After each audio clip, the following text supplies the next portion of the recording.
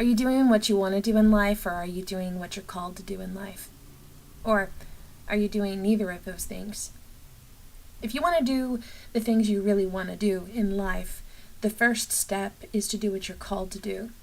As soon as you get on board with what you're called to do, what you want to do comes so much more easily because you've learned the formula for doing what you're about.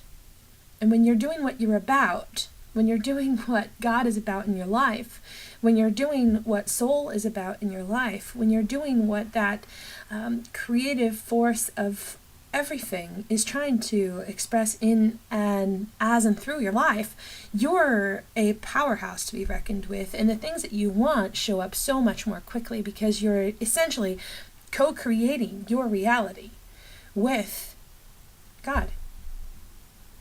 And when I say God, I mean that creative force, creator.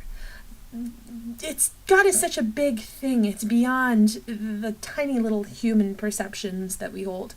We have no idea. We can simply process a fraction of what God is. Even those that are the most conscious, those that are super aware, hyper conscious, even they have just a fraction of the answer. We don't have the answers. All we have is the ability to do our best to tune in, line up, and get in sync with what we're called to do in the world. If I am a prodigy, when I sit down at the piano and I play, and music just flows through me and I don't know where it's coming from, but every time I sit there, magic happens. But then I go and, I become a school janitor. And I never do anything with that gift, with that ability that I have. I'm not living into my fullness. I'm not living into who I am. If I was to take that gift, that beautiful frequency that I align with, that lets me connect with the talent of playing piano, then I would be able to, do anything I wanted with that part of myself. But as a school janitor, I'm not fulfilling that calling. That doesn't mean I can't still play piano, and that doesn't mean that I'm not still a prodigy. It means that the world is starving for what I have to offer it. And because I'm not offering it in the greatest way possible, both the world and I starve. So what is it you're good at? What is it that you have within you that is needing to express itself in the world? And what can you do to align with that in the greatest way possible?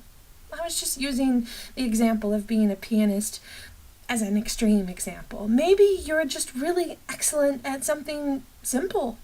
It doesn't have to be profound. It takes a lot of working parts for the world to work. And you might think that the thing that you do is insignificant, but it isn't for you to judge whether it's significant or not. Let the world judge.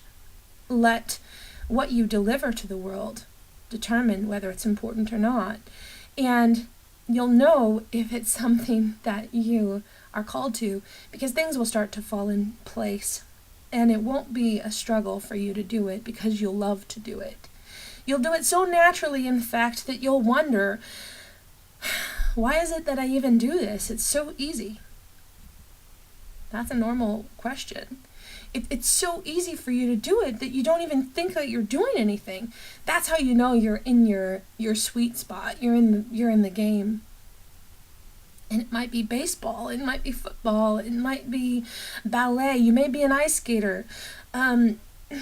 Whatever you're calling, it may not be a sport. It might be that you're a phenomenal artist.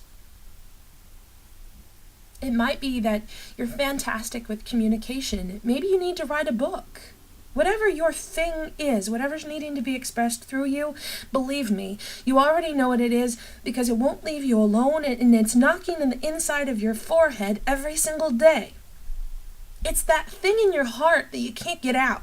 It's that stuff, that knowing, that thing that every time the topic shows up in your life, you can't shake it.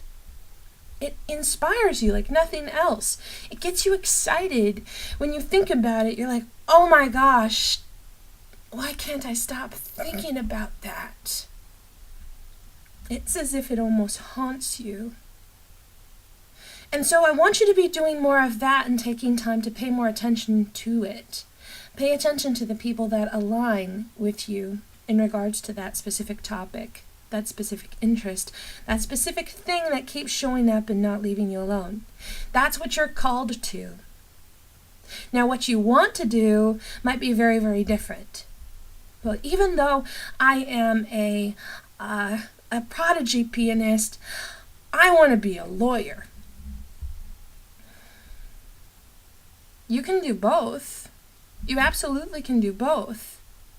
But there's one that's going to have more energy than the other. Can you guess what it's going to be? Your piano. Ooh. Messages. Your piano. It's the thing that you're called to do that's going to have the most juice. Even though you might want something, and you can do it. You can definitely do it. You can force stuff as much as you want. It's going to be a real uphill battle. But you can do it. However, if you do what you're called to do, you're not going to have to try so hard. In fact, it's going to be, like I mentioned earlier, so easy you might not even realize you're doing it. That's where we're trying to get. That's what we want to sink into. That's what we want to align with, because that's authentically you. That's who you are. We aren't who we want to be. Who we want to be is usually based off of what we've already seen from others demonstrating to us. That's not necessarily who we are. I want us to take the time to sit still and listen to our intuition. Talk to God, talk to Creator, and ask for awareness in regards to what it is we're called to do, not what we want to do. And ask for a way to get out of our own way so we're not constantly stifling the process. You're feeling disconnected, not because you're doing what you're called to do, but because you're trying to do what you want to do instead. Let's align with what we're called to, and let's make this process a lot easier for everyone involved.